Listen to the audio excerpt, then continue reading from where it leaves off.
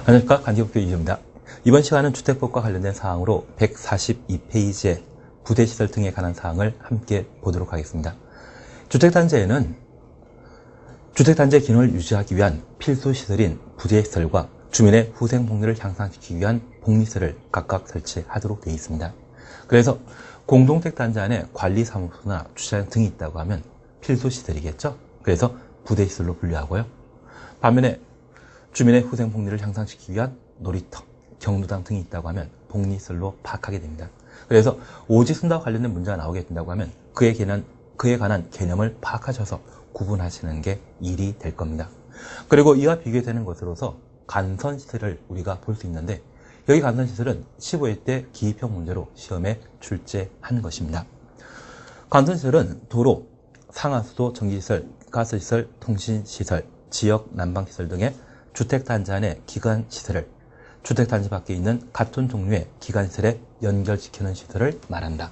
그래서 사업체가 공동택을 건설하게 된다고 하면 이 단지 안의 건축물에는 전기, 수도 등의 시설을 설치하게 됩니다. 이런 시설은 단지 외부의 전기, 수도 시설과 연결되어야만 제대로 전기, 수도가 공급될 수 있겠죠. 그러면 1번, 2번, 3번 중에 가장 먼저 설치되어 있는 것은 3번입니다. 이미 설치된 데에서 기관시설이라 표현할 수 있고요. 그리고 1번과 2번 중에 먼저 설치되어 있는 것은 1번 시설이 되게 됩니다. 그래서 기관시설과 기관시설을 연결하는 사이 시설을 간선시설이라 표현하게 되는 겁니다. 그러면 공동택단지 안에 진입하기 위한 진입도로가 있는데요. 그 진입도로는 주택단지 안의 도로와 단지 외부의 도로를 연결하는 수단이 됩니다. 이 진입도로는 부대시설이다, 간선시설이다. 간선시설이죠. 반면에 단지 안의 도로는 부대시설로 파악하게 될 겁니다. 그런 구분을 시험에 묻는 것이 이쪽의 출제 형태인데, 어차피 얘가 15회 때 시험에 출제되었다고 하면 16회 때는 안 나왔습니다. 이와 관련된 사항으로 객관식에 관한 문제가 출제되게 된다고 하면 그 한 유형이 바로 진입도로가 됩니다. 진입도로는 부대시설이다, 간선시설이다, 간선시설이다. 그걸 구분해 놓습니다. 그리고 5번 리모델링입니다.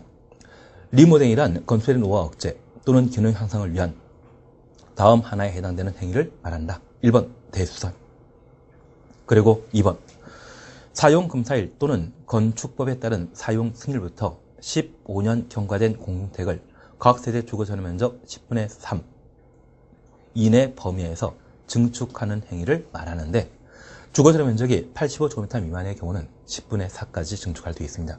이 경우 공동택 기능 향상을 위하여 공용 부분에 대해 별도 증축할 수 있다. 여기 리모델링은 8월경에 우리가 신문방송에 보셨던 최대 3층까지 증축할 수 있다. 그런 일들이 발생하게 됩니다. 그래서 8월달에 개정되게 되는데, 우리 시험은 4월달에 시험 공부가 이루어지게 된다고 하면 4월에 시행하는 법령을 가지고 9월달에 시험을 보게 됩니다. 그래서 9월달 시험 볼 때는 개정 전에 옛날 법률 가지고 리모델링에 관한 사항을 접하게 됩니다. 시험에 나오기 참 곤란하겠죠? 그래서 리모델링은 기본적으로 시험거리가 못 된다라고 생각해 주십니다. 그래도 이 리모델링에 대해서는 그 본질적인 개념에 대해서는 우리가 충분히 파악해야만 되기 때문에 기본 개념에 대해서는 함께 봐주십니다. 우선 리모델링은 건축물의 노화를 억제하거나 그 기능을 향상시키기 위한 대수선, 일부 증축하는 것을 리모델링의 본질로 파악하게 되는데, 여기 리모델링은 공동택의 노후화 현상이 발생하게 된다면 이에 대해 둘이 수선이라는 것을 실시해야 됩니다. 이러한 수선을 사업체가 한다? 아니면 공동택 소유자가 한다? 이것 소유자가 해야 되죠. 그러면 이 리모델링은 사실 본질적으로 입주자 대표회의 또는 리모델링 주택조합이 리모델링 사업의 시행자로 리모델링 사업을 주관하게 됩니다. 그래서 하자 담보 책임 기간이라는 것 알고 계시죠?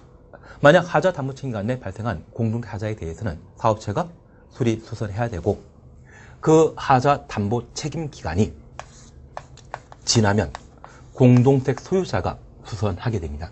그래서 사용금사일 등으로부터 하자 담보 책임 기간 내 발생하는 하자에 대해서는 사업체에게 고쳐달라 하고요. 하자 담보칭 기간이 경과되면 소유자가 고쳐야 되는데 그러한 일체 행위를 대수선으로 파악하게 됩니다. 그리고 이 사용무사일 등으로부터 15년이라고 하는 시간이 지나면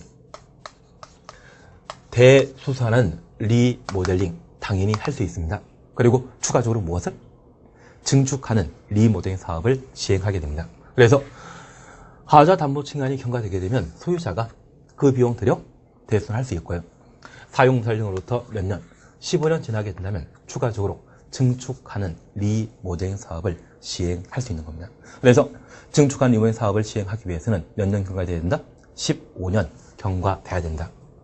그리고 이렇게 증축하게 된다면 공동택에는 전유 부분과 공용 부분으로 각각 구분하게 되는데 이 전유 부분에 대해서는 원칙적으로 10분의 3 이내까지 증축할 수 있고 주거지로 면적이 85제곱미터 미만인 경우에는 10분의 4까지 증축할 수 있습니다. 그래서 공동택 리모델링 시에 최대 증축 가능한 범위 찾으라고 하면 40%라 하고 원칙적으로 증축할 수 있는 것은 30%까지 증축할 수 있는 겁니다. 그리고 공용 부분에 대해서는 이러한 구분과 한계없이 별도 증축 가능한데 공용 부분은 30%의 범위 제한 안 받게 된다는 것을 살펴주셔야 됩니다. 그리고 최근 법을 개정하여 리모델링 시에 세대수를 늘릴 수 있도록 허용하게 되는데 종전의 리모델링 사업은 1대1 리모델링 사업을 원칙으로 하고 예외적으로 세대수를 증가시킬 수 있습니다. 그래서 3 보시게 되면 이후에 따른 각 세대의 증축 가능한 면적을 합산한 면적 범위에서 기존 세대수의 10분의 1 이내로 세대수를 증가하는 증축 행위 할 수 있습니다. 그래서 8월달에 개정하게 된다고 하면 이때는 15%까지 증축할 수 있다고 허용하고 그리고 현재는 수평 증축과 별도의 동을 증축하거나 세대 분할하는 리모델링 사업만 가능한데 수직 증축도 가능하게 됩니다. 그래서 현행법에서는 수직 증축 된다 안 된다? 안 된다라는 것 기억해 놓으시는데 현재 세대수를 증가하게 된다고 하면 얼마까지?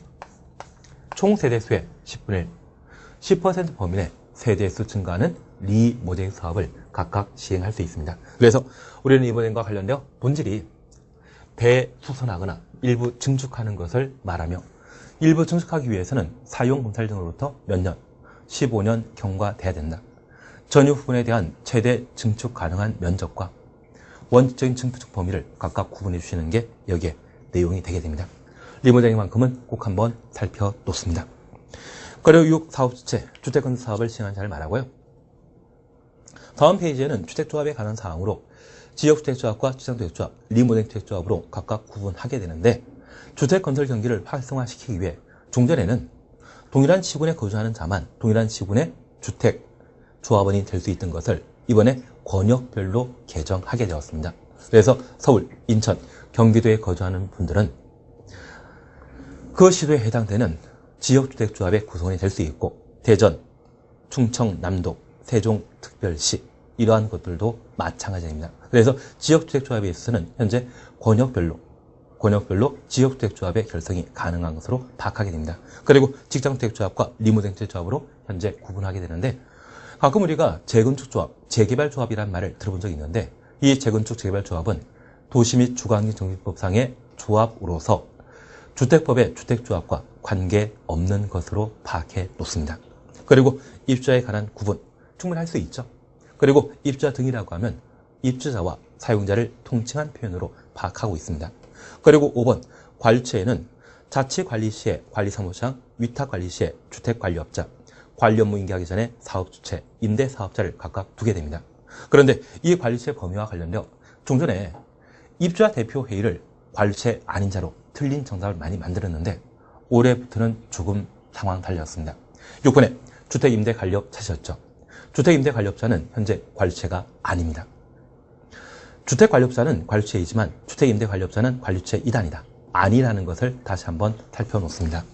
그러면 이 주택임대관리업은 올해 신설된